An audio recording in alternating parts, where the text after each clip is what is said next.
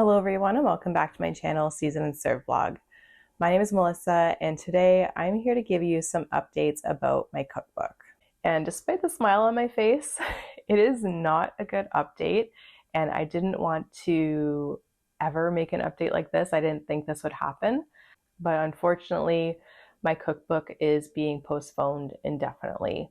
So there will not be a Season and Serve cookbook for the foreseeable future. Now, to say I'm disappointed is an understatement, but I did make this decision back in September, and it has taken me quite a few weeks, about 2 to 3 weeks, to kind of come to terms with this and to even be able to sit down and make this video. So obviously this is very upsetting. I know so many of you were looking forward to having my cookbook, and I was looking forward to publishing it and becoming a published author. And unfortunately, that is just not going to happen with some of the things that have occurred with the final print of my cookbook. And yeah, I'm here to kind of explain kind of what's been going on and what happened. I'm not going to get into too many details, but I do want to let you know what happened because I know how much you guys are looking forward to this book. So stay tuned and I'll tell you what happened. All right, so what happened? Very good question. Essentially, I was partway through my design phase, which is like 75% way through the actual publishing process.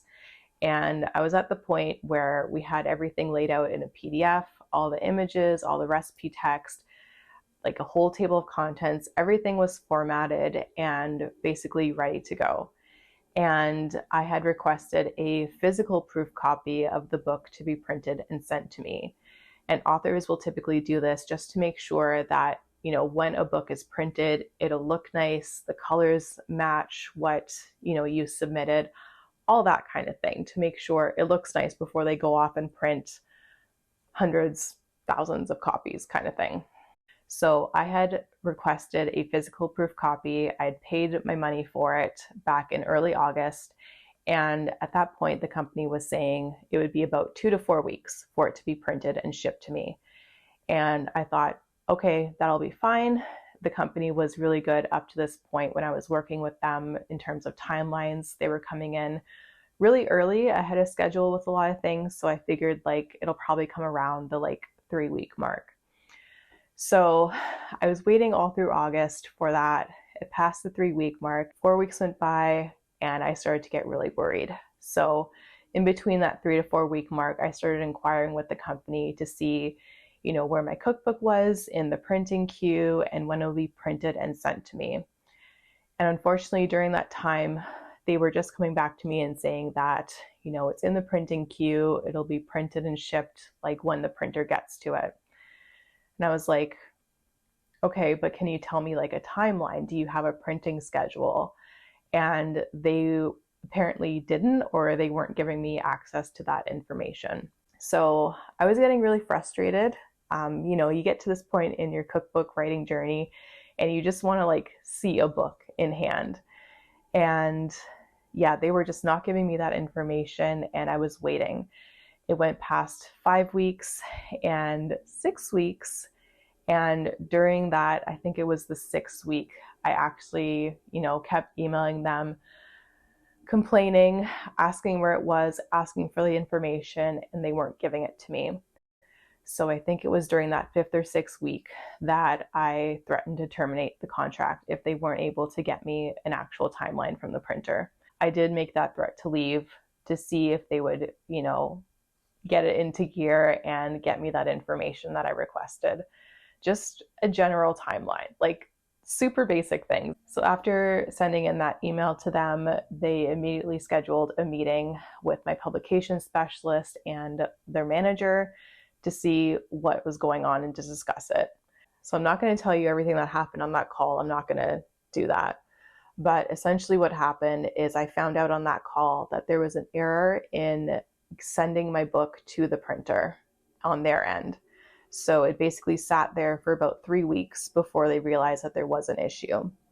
And when they did realize an issue, during that time when I was emailing, asking for updates and things like that, they didn't provide me with that information that there was an error and they weren't transparent or truthful about that, unfortunately. And unfortunately, that really led me to lose a lot of trust in this company. I understand mistakes happen, and, it's just part of the business and, part of life. But, when you make mistakes, it's always important to own up to them and to be transparent, especially with clients, and, upset clients like how I was during that time. So on that call, I found that out, and I was absolutely furious. I was literally shaking. It was ridiculous. So I told them, like, that's unacceptable. They obviously understood that and acknowledged their mistake. So after that call, they were able to basically print and send me the book within like a few days. They ship with Purelator, so Purelator was taking a little bit of time to actually, deliver the package, but it was basically printed and shipped within like a day. So it had to come to me getting that upset for them to actually, work with the printer to resolve the issue and get it expedited for me. So the problems really arose for me when I actually got the physical proof copy in hand. And after dealing with all that situation, I was just really looking forward to receiving the book. It is such a big milestone in publishing anything, just to have a physical proof copy in hand and to see what it looks like printed. It's huge. And unfortunately, when it showed up and I opened the package, I was just not happy with what I had in hand. And I have a copy of the book here, and I actually had to pull this out. I had it tucked away because every time I look at it, I actually get so upset. I'm going to start crying. I'm going to be a true YouTuber and have like a crying video on YouTube now, but I'm going to try not to cry. But yeah, every time I look at it, I just get so upset. Like it does not meet my standards of what a cookbook should look like. After all the hard work I put into the book, and all the hard work I did for the photography, like I did all the pictures myself, took me a year and 3 months to do that alone. The whole book process of getting it together was like 4 years. For it to turn out like that really upset me, and I just started crying. I was so upset with how it looked. So I have the book here that I'm going to show you, and note that I am filming this video super quickly on my iPhone, and an iPhone will autocorrect all the colors and images for you, like automatically, so I can't actually show you what it looks like in person through video, but I will post some still images of what some of the print looks like. But yeah, this is the book. Sorry, it's going to be backwards for you because of how I'm filming. But it looks good, like on camera, like this. But when you actually look at it up close and flip through it, you see there's so many imperfections. Yeah, this one really hurt the most. The image actually doesn't really look that good on camera. But basically every single image in this cookbook looks like I put my fingerprints all over the camera lens and took pictures. Like they're blurry, they're also grainy, you can't see any detail in the images, and obviously that's not what you want for a cookbook. Like a cookbook is all about the pictures and having really nice high quality photos that entice people to make the recipe. And that's not what this book does in this sort of print state that it's in. Yeah, it's not good. You will see from the images that I have for you guys here on the screen, but it's just not what I wanted.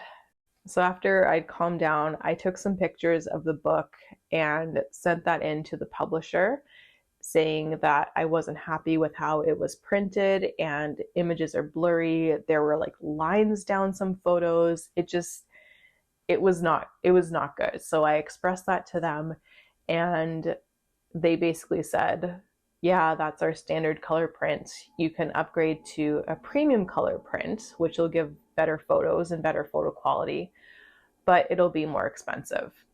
And I was like, how much more expensive, because up to this point, we hadn't really had a conversation about pricing other than, what I could see online in my author portal. There was some information on pricing, but it wasn't fully laid out, especially with the premium color print. But essentially, to get it printed with a premium color, that would make the book $69.99 US. So that's like $95 Canadian. And I was like, what? Like, I have never seen a cookbook retail for almost $100. And I feel like, I have a really good community that will support me, and maybe some of you will buy that book, the super fans, but like, not everyone is going to buy a book for $100, especially from someone like me. Like, I'm not someone famous like Ina Garten or Martha Stewart or like anyone like that, Gordon Ramsay. Like, who am I to be charging $100 for a book? So I immediately said, like, there's absolutely no way that this is even a feasible option for me to sell a book for $95 Canadian. Like, it doesn't make any sense. No one's going to buy the book. There is a paperback option, and the paperback option is cheaper, but I didn't really want a paperback option for a cookbook anyways, because I want it to be durable in the kitchen, and I don't know any cookbooks that have paperbacks. Like, I have a whole collection back here.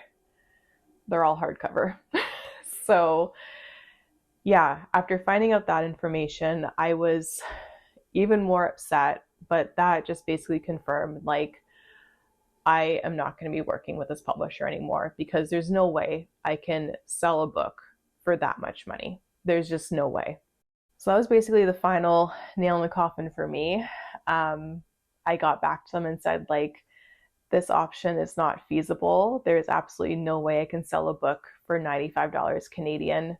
No one's going to buy it, so I'm not going to waste my time basically in continuing this project. So what is happening now? So I am working with one of their operations managers right now.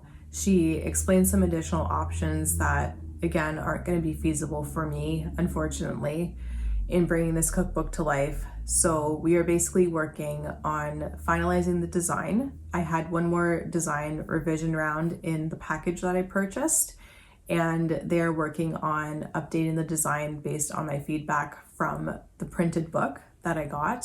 They are going to be making some adjustments to the images and also to the text, because I noticed that some words got jumbled or deleted, so sentences don't make sense, which is a real big pain for me to have to go through an entire book and read everything to make sure that they didn't delete stuff. Not ideal. So they are going to be making those changes for me, and they are going to be sending me a premium color copy to look at. It'll be nice to have at least, even though I can't feasibly print that and sell that for $95. And I will receive the final PDFs as well. And with these final PDFs, I'm able to take them to another printer to see if they can print them at hopefully a better quality and a reasonable price.